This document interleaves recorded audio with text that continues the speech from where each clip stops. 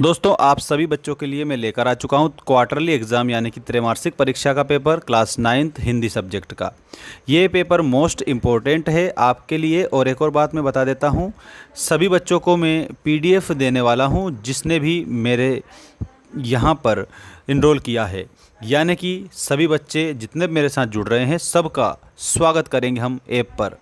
और दोस्तों, आपका ये हिंदी विषय का पहला जो त्रैमासिक पेपर है वो स्टार्ट हो चुका है आपकी स्क्रीन के सामने। देखिए यहाँ पर आदिकाल की समय सीमा है, यानी कि हिंदी पद्य साहित्य के इतिहास को कितने भागों में बांटा है? 4 कालों में बांटा है, जिसमें कि आपका पहला काल आदिकाल होता है। आदिकाल की जो समय सीमा है वो 993 से 1318 तक है। ये बात आपको याद रखनी है। अगला क्वेश्चन है, रैदास कवि हैं। तो यहाँ पर जो रैदास जी हैं वो मुख्य रूप से संत काव्यधारा के कवि हैं। तो आप सभी बच्चों को क्या लिखना है? संत काव्यधारा, इस तरीके से आपको लिखना रहेगा। इसके बाद में रसात्मकम वाक्यम काव्यम परिभाषा दी है, तो ये आचार्य विश्वनाथ ने दी है। रसात्मकम वाक्यम काव्यम परिभाषा आचार्य विश्वनाथ ने दी है। एकांकी में अंक होता है, तो एकांकी में 1 अंक होता है। कितने अंक होते हैं एकांकी में? 1 अंक होता है। इसके बाद में नेक्स्ट क्वेश्चन देखिएगा, शब्द के अंत में जुड़कर उसका अर्थ परिवर्तित करने वाले शब्दांश कहलाते हैं। अंत में अगर जुड़ रहे हैं और अर्थ को परिवर्तित कर रहे हैं तो वो प्रत्यय कहलाएंगे, और अगर प्रारंभ में जुड़ते तो वो उपसर्ग कहलाते। तो यहाँ पर प्रत्यय आपका आंसर होगा। माटी वाली को शहर से अपने गांव पहुंचने में समय लगता था,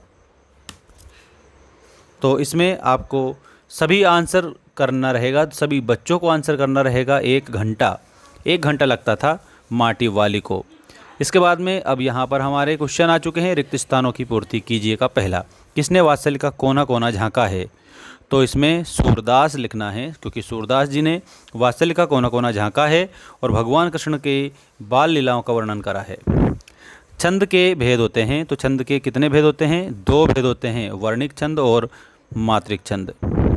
रामचरितमानस है, रामचरितमानस क्या है? रामचरितमानस महाकाव्य है, यानी कि महान रचना जो होती है उसको हम क्या बोलते हैं? महाकाव्य बोलते हैं। नाना साहब की पुत्री मैना को अपने से लगाव था, तो अपने प्रासाद से लगाव था। प्रासाद का मतलब भवन होता है दोस्तों, ये भी बात आप सभी बच्चे याद रखना। कमाई में प्रत्यय है, तो कमाई में आई प्रत्यय लगा हुआ है। मेरे नाना पक्के माने जाते हैं, तो मेरे जो नाना जी हैं ना वो पक्के क्या माने जाते हैं? तो पक्के साहब माने जाते हैं। रीढ़ की हड्डी नामक एकांकी में कुल पात्र हैं, तो जो रीढ़ की हड्डी है उसमें कुल 6 पात्र हैं। कितने पात्र हैं? 6 पात्र हैं। यानी कैरेक्टर जो होता है ना उसको पात्र बोला जाता है। अब देखिएगा यहाँ सही जोड़ी बनाइए वाला प्रश्न आपकी स्क्रीन के सामने आ चुका है और आपको करना है सही। कबीरदास, यहाँ पर बाहरी आडंबरों का विरोध। दोहा, तो दोहा दोस्तों इसमें आप सभी को क्या लिखना है? मात्रिक छंद लिखना है, ठीक है, क्योंकि 24 मात्राओं का छंद होता है, तो ये मात्रिक छंद है, मात्रा की गिनती होती है। झूरी का साला उसका नाम था गया, ठीक है। प्रेमचंद, यहाँ पर जो प्रेमचंद है इनकी रचना है सेवा सदन, ठीक है। सेवा सदन के अलावा आपको गबन याद रखना है, गोदान याद रखना है, रंग भूमि याद रखना है, ठीक है। ग्राम का तद्भव शब्द है, तद्भव यानी बदला हुआ रूप, गांव हो जाएगा। मृदुला गर्ग का जन्म, तो मृदुला जो गर्ग है उनका जन्म आप सभी बच्चों को याद रखना है और वो हो जाएगा कोलकाता में। कहाँ पर? कोलकाता में। अब ये सही जोड़ी आपकी कंप्लीट होती है। सही जोड़ी के बाद में अब हम अगला क्वेश्चन देखते हैं। देखिएगा आप यहाँ पर आपका जो नेक्स्ट क्वेश्चन है वो आ चुका है आपकी स्क्रीन के सामने। उससे पहले एक जानकारी है, आप सभी बच्चे जिसने भी ऐप को डाउनलोड नहीं करा है, यदि आपको पीडीएफ चाहिए, नोट्स चाहिए और वीडियो कोर्स चाहिए तो आप सभी बच्चों को ऐप डाउनलोड कर लेना है। मेंस एजुकेशन ऐप की लिंक डिस्क्रिप्शन में दी है। मात्र 199 रुपये में आप सभी बच्चों के लिए 6 सब्जेक्ट का स्टडी मटेरियल अवेलेबल करवा दिया है। और ये रहा आपका अगला जो क्वेश्चन है जिसको मैं आपको बताने वाला हूँ सभी बच्चों को।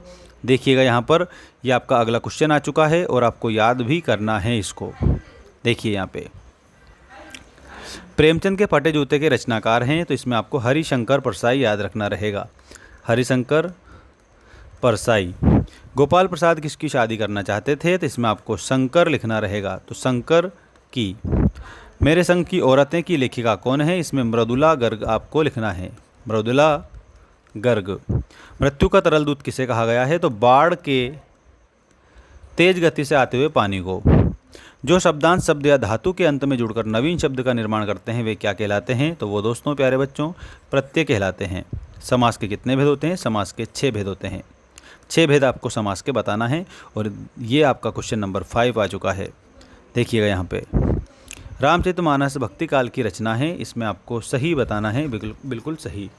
इस जल प्रलय में बाढ़ का चित्रण है, तो ये भी आपका क्या हो जाएगा? सत्य। लेखिका मृदुला गर्ग की 5 बहनें थी, तो ये भी आप लोगों को सत्य लिखना है।